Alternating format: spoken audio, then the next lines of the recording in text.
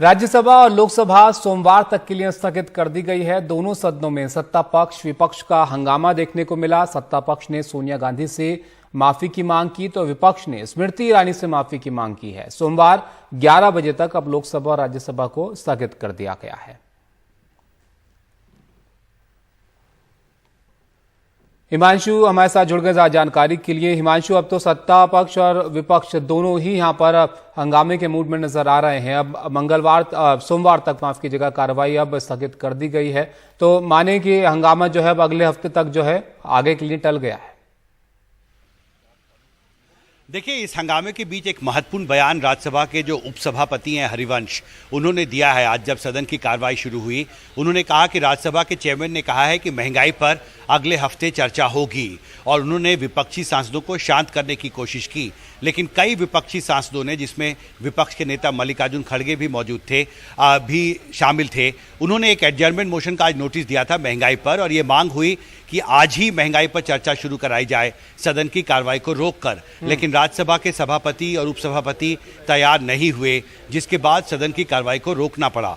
आज सोनिया गांधी के समर्थन में कुछ राज्यसभा में कांग्रेस के सांसदों ने नारेबाजी भी की है, और इस मसले पर आज संसद में भी ये मसला उठा है, और बाहर भी जो विपक्ष के सांसद हैं उन्होंने आज प्रदर्शन किया है गांधी प्रतिमा के सामने। और उसमें ये मांग की गई है कि जिस तरह के शब्दों का इस्तेमाल स्मृति ईरानी ने कल किया था लोकसभा में सोनिया गांधी के खिलाफ, और जिस तरह से उनके साथ बहस की गई थी, इस पर स्मृति ईरानी को माफी मांगनी चाहिए। और ये मांग संसद के अंदर भी आज उठी है कांग्रेस सांसदों की तरफ से।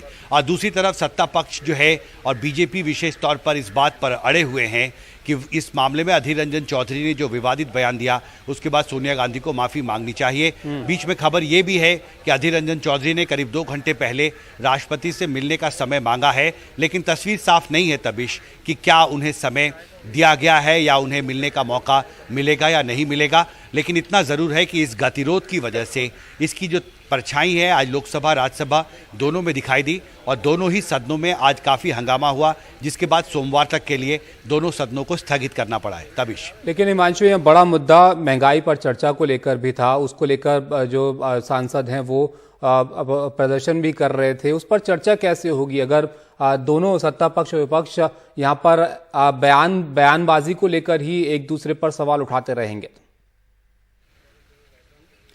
देखिए, ये महत्वपूर्ण है कि कल वित्त मंत्री निर्मला सीतारमण पहली बार मॉनसून सत्र में राज्यसभा में आई थी, और आपको याद होगा कि उन्होंने अधीर रंजन चौधरी के बयान पर कड़ी आपत्ति जताई थी और कहा था कि सोनिया गांधी को माफ़ी मांगनी चाहिए। सरकार की तरफ से ये दलील लगातार मॉनसून सत्र के पहले 2 हफ्तों में दी जाती रही है कि महंगाई पर चर्चा का जवाब वित्त मंत्री दे तो बेहतर होगा, और वो जैसे ही स्वस्थ होंगी सदन में आएंगी, सरकार महंगाई पर चर्चा के लिए तैयार होगी।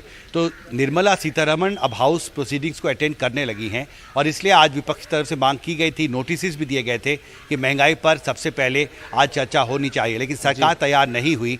हालांकि ऐसे संकेत हैं कि परसों जो बैठक हुई थी राज्यसभा चेयरमैन की विपक्ष के नेताओं के साथ, उसमें एक तरह की अंडरस्टैंडिंग, एक समझौता हुआ था कि अगले हफ्ते इस पर चर्चा होगी। लेकिन आप जो सवाल उठा रहे हैं वो भी महत्वपूर्ण है कि सवाल यही उठेगा कि अगर महंगाई पर चर्चा होनी है तो किस नियम के तहत हो, उसकी मोडालिटीज़ क्या हो, किस तरह से चर्चा की जाए। तस्वीर मुझे लगता है सोमवार को साफ होगी, लेकिन फिलहाल राज्यसभा के उपसभापति ने एक महत्वपूर्ण बयान दिया है कि अगले हफ्ते राज्यसभा में महंगाई पर चर्चा शुरू की जाएगी। तबिश, शुक्रिया हिमांशु आपका यहाँ पर। तो अगले हफ्ते राज्यसभा में महंगाई पर चर्चा जो है वो हो सकती है, लेकिन फिलहाल तो एक दूसरे के दिए गए बयानों को लेकर ही हंगामा देखने को मिला। आज